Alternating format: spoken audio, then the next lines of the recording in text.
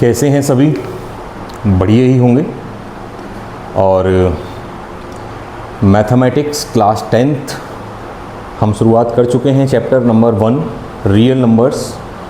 और अपनी क्लास जो है इंट्रोडक्शन की कंप्लीट हो गई है और एक्सरसाइज 1.1 चल रही थी, तो उसी में हमारे कुछ क्वेश्चंस रह गए थे तो उनको कंप्लीट हमें कराना है। उसी में हमारा एक क्वेश्चन बेटा है, क्वेश्चन नंबर 5, कि चेक वेदर 6 की power n can and with the digit 0 for any natural number n।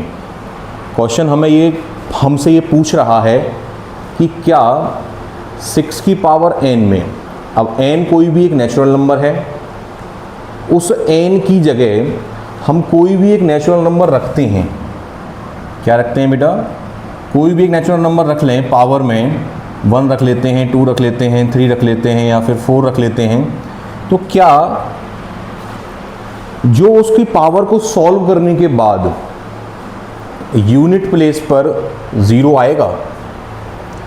तो हम इसका एक रूल है वो हम समझ लेते हैं कि if any number ends with the digit 0, यदि आप किसी भी नंबर का एंड 0 पर करना चाहते हैं तो वो कहीं ना कहीं डिविजिबल होना चाहिए 10 से। किससे होना चाहिए बेटा? 10 से। और 10 के जो फैक्टर्स होते हैं, 10 के जो फैक्टर्स होते हैं वो आपके निकल कर आते हैं 2 × 5। ठीक है, तो आपका बेटा आगे भी लिखा हुआ है, तो कहीं ना कहीं उस नंबर के प्राइम फैक्टराइजेशन में 2 और 5 क्या होने चाहिए? दोनों ही होने चाहिए। या फिर पर्टिकुलर वो जो नंबर है वो किससे डिविजिबल होना चाहिए? 10 से होना चाहिए। अब हमारे पास जो क्वेश्चन है वो है 6 की पावर n। तो 6 की पावर n जो है उसके जब हम प्राइम फैक्टराइजेशन करते हैं तो भाई बेटा वो टूटता है 2 × 3 में। किसमें टूटता है? 2 × 3 में। अब यहां पर 2 तो है लेकिन 5 नहीं है। मैंने लिखा भी है कि here 2 has comes but 5 have not comes in the factorization of 6 की पावर n। यदि 2 तो आ रहा है लेकिन 5 नहीं आ रहा है, दोनों ही आने चाहिए। 2 × 5 का पेयर बनना चाहिए। यदि ऐसा होता तो वो जो संख्या थी वो आपकी एंड हो सकती थी 0 पर। अब फॉर एग्जांपल यदि मैं लेता हूं आपका 6 की पावर, जैसे मैंने 2 ले लिया, तो भाई 6 × 6 कितना होता है? 36 हुआ। ठीक है, तो कभी भी इसका यूनिट प्लेस पर 6 के मतलब 6 की कितनी भी आप पावर ले लीजिए, उसके यूनिट प्लेस पर 0 नहीं आएगा। क्यों नहीं आएगा बेटा? क्योंकि इसमें 2 तो कंटेंट है लेकिन 5 का मल्टीपल नहीं है। इसलिए ऐसे क्वेश्चंस आपके पेपर में बेटा आ जाते हैं। कहीं ना कहीं जैसे बेसिक मैथ जो बच्चे लेते हैं उसके लिए ये क्वेश्चन जो है इम्पोर्टेंट हो जाता है। और स्टैंडर्ड वालों के लिए भी क्वेश्चन पेपर में ऐसे क्वेश्चंस देखे जाते हैं। आपकी बुक में इससे रिलेटेड क्वेश्चन, जैसे आपका ये 6n दिया हुआ है, आपकी बुक में एक एग्जांपल में 4 की पावर n भी दिया हुआ है। क्या दिया हुआ है? 4 की पावर n। चलिए, जो बच्चे उतार रहे हैं वो उतार लें।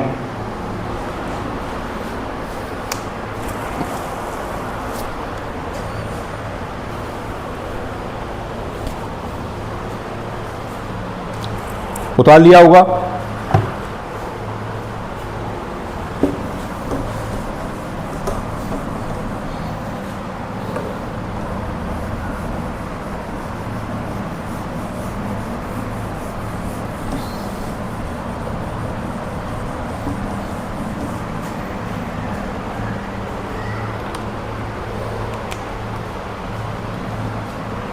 अब एक क्वेश्चन और है बेटा, एक्सप्लेन वाई 7 × 11 × 13 + 13, 2 नंबर आपको दिए हुए हैं, पेयरिंग में 2 नंबर दिए हुए हैं।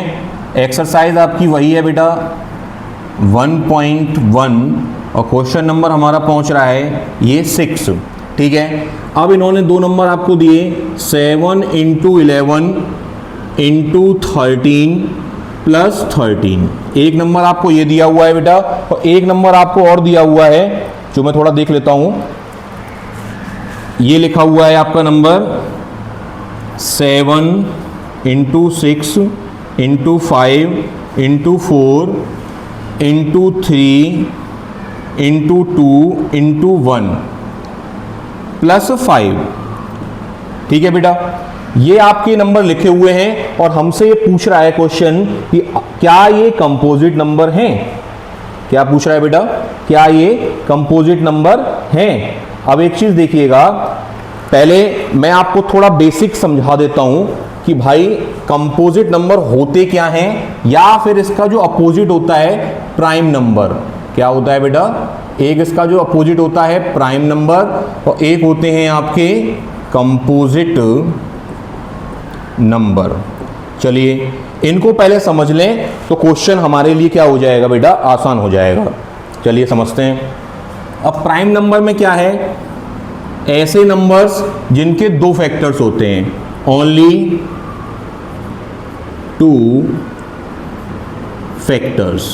ठीक है, अब ये दो फैक्टर से अर्थ क्या निकलता है, इन दो फैक्टर से अर्थ ये निकलता है या तो डिवाइड किससे चला जाए, 1 से चला जाए, या फिर एंड इटसेल्फ, या फिर खुद से जाए।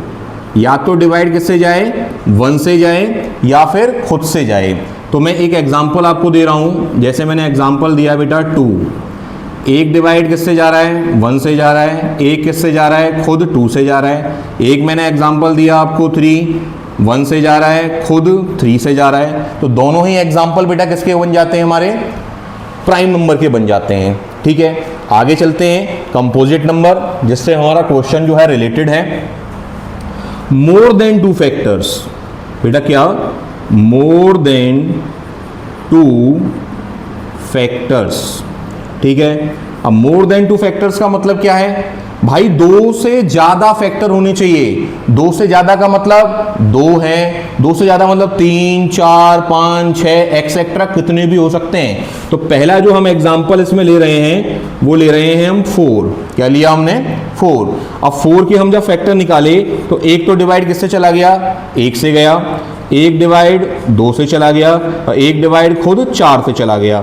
तो इसके टोटल फैक्टर हमारे कितने हो गए बेटा, 3 फैक्टर्स हो गए। कितने हो गए, 3 फैक्टर्स हो गए। एक हमने एग्जांपल लिया 6, तो 6 के फैक्टर्स 1, 2, 3 और खुद 6। तो टोटल हमारे फैक्टर यहाँ कितने निकल कर आए, 4 फैक्टर्स। ठीक है, अब हम थोड़ा चलो क्वेश्चन पे आते हैं। क्वेश्चन में आप एक चीज देख रहे होंगे, थोड़ा भाई बेटा इसमें मल्टीप्लाई वगैरह करना पड़ेगा। आप एक चीज देख रहे हैं कि मल्टीप्लाई में यहाँ 13 है, यहाँ प्लस में 13 है। तो हम इसको, इस डिजिट को क्या ले लेते हैं, कॉमन ले लेते हैं। तो 13 जब हमने कॉमन लिया तो क्या बचा, 7 इंटू 11। 13 की जगह बेटा क्या आ जाएगा, 1, और यहाँ भी क्या आ जाएगा, +1। ठीक है, अब 13 मल्टीप्लाई, ये कितना हुआ बेटा, 77 + 1। ठीक है, अब आगे मैंने एक स्टेप और बढ़ाया तो कितना हो जाएगा, 78। कितना हो गया, 78। अब 78 जो हुआ तो मैं इसको यदि तोड़ देता हूं 78 को, तो 78 मतलब 13 इंटू 6। 13 इंटू 6, क्योंकि 13 की पारे में 78 कितने नंबर पे आता है, 6वें नंबर पे आता है। ठीक है, अब एक चीज समझिए, ये अपने आप में कैसा नंबर बन रहा है। अब आप इसको एक बार में यदि यहां पे लिख लें, चलो इसको मैं डाल देता हूं। 78 को मैंने जब तोड़ लिया तो 78 13 इंटू 6। ठीक है, तो अपने आप में ये जो डिजिट बन रही है, यदि मैं इसको मल्टीप्लाई भी कर लेता हूं या प्राइम फैक्टर्स भी निकाल लेता हूं, तो ये अपने आप में कैसा नंबर बन रहा है, कंपोजिट नंबर बन रहा है। कैसा बनना है, कंपोजिट नंबर बन रहा है। तो हम लिख देंगे,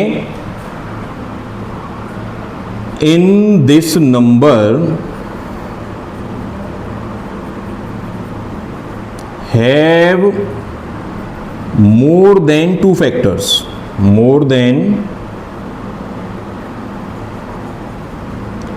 2 factors, so it is composite number. Clear. आगे हमारे पास एक और क्वेश्चन है, तो आप इसमें देख रहे होंगे बेटा कहीं ना कहीं 5 यहां पर भी है और 5 यहां पर भी है। तो हम इस वाले क्वेश्चन में क्या करने वाले हैं, 5 को हम कॉमन लेने वाले हैं। जब हमने 5 कॉमन ले लिया तो अंदर क्या बच रहा है, 7 इंटू 6 इंटू 5 की जगह क्या आ जाएगा, 1 into 4 into 3 into 2 into 1 plus 1।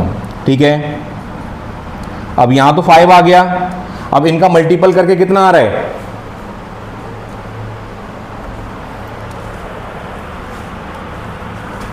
इनका मल्टीपल करके कितना आ रहा है बेटा,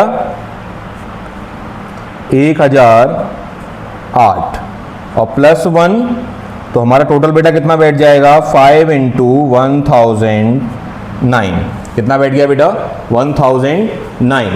ठीक है, अब 5 के मल्टीपल कहीं ना कहीं जो हम मल्टीपल तो क्या बन जाता है बेटा, मल्टीपल तो पहाड़ा हो गया, 5, 10, 15। लेकिन हम यहाँ पे किसकी बात कर रहे हैं, फैक्टर्स की बात कर रहे हैं। तो 5 के फैक्टर्स कौन कौन से हो गए, 1 और 5। ठीक है, और यहाँ पर 1009, तो इसके भी हम क्या लिखेंगे, अपने आप में 2 से ज़्यादा फैक्टर बन रहे हैं। ठीक है, तो ये भी नंबर अपने आप में कैसा हो गया, कंपोजिट नंबर हो गया। कैसा नंबर हो गया, ये कंपोजिट नंबर हो गया। क्योंकि कंपोजिट नंबर कैसे हुआ, क्योंकि भाई इनके भी बेटा 2 से ज़्यादा फैक्टर हैं। समझ में आया, चलिए उतार लीजिए।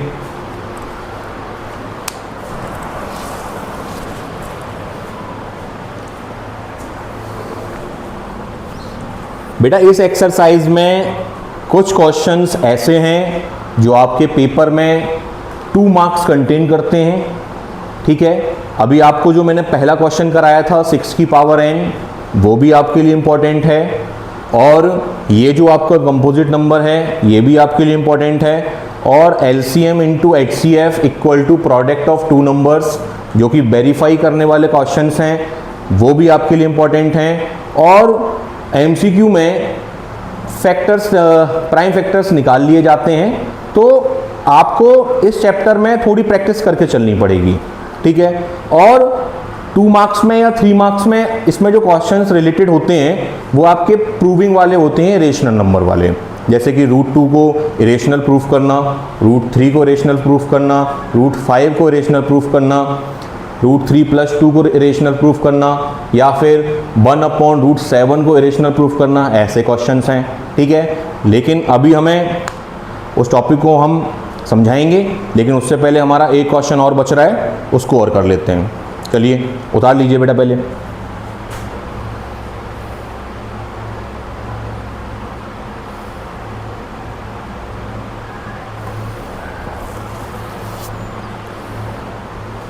इरेज कर देते हैं।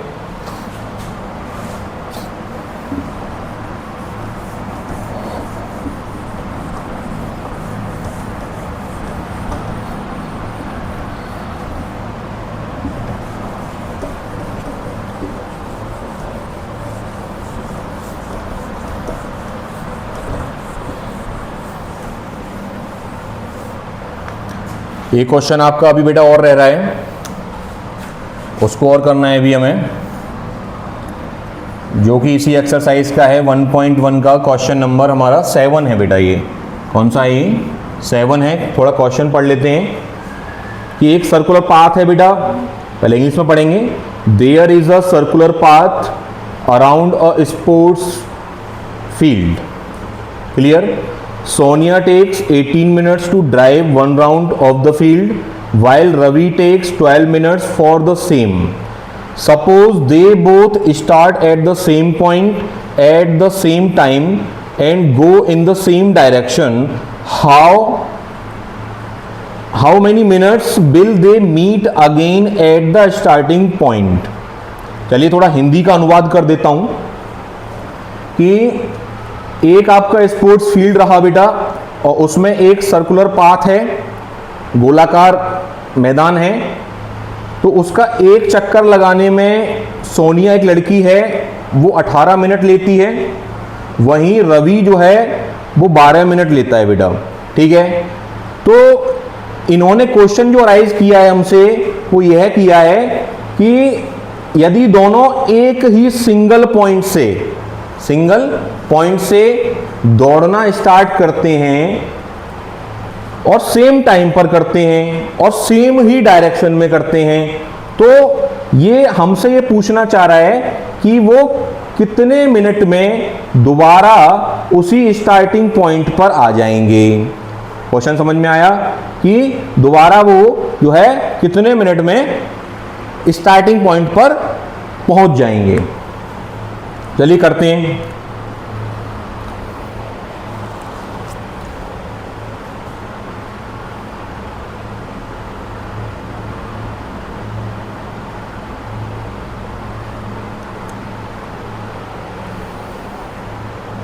देखिए बेटा, क्वेश्चन में कम से कम समय की बात हुई है कि दोनों लड़का और लड़की कम से कम समय में कितने मिनट में स्टार्टिंग पॉइंट पर पहुंचेंगे। तो हम इस क्वेश्चन में क्या फाइंड आउट करने वाले हैं, LCM अर्थात लोएस्ट कॉमन मल्टीपल। क्या निकालने वाले हैं, लोएस्ट कॉमन मल्टीपल, ठीक है। लेकिन थोड़ा चीज़ें लिख लेते हैं पहले। Sonia takes 18 minutes to complete one round of sports field.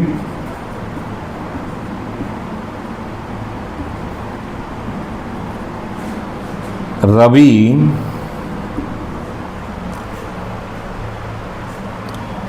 takes 12 minutes. Ravi takes 12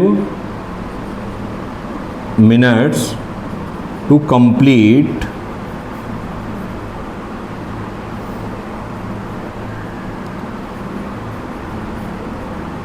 one round.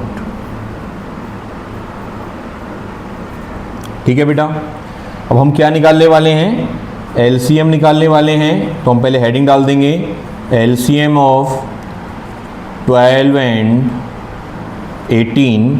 तो सबसे पहले हम 12 के फैक्टर्स निकाल लेते हैं और 18 के भी प्राइम फैक्टर निकाल लेते हैं। तो 2 6 जा 12, 2 3 जा 6 और 3 1 जा 3, 2 9 जा 18, 3 3 जा 9 और 3 1 जा 3। क्लियर बेटा।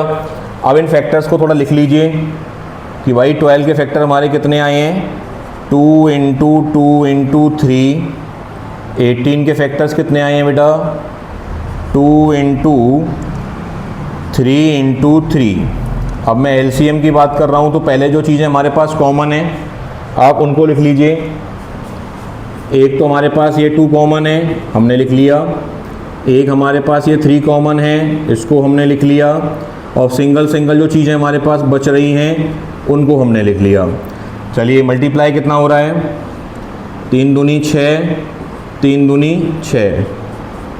आंसर कितना बन रहा है, 36 मिनट।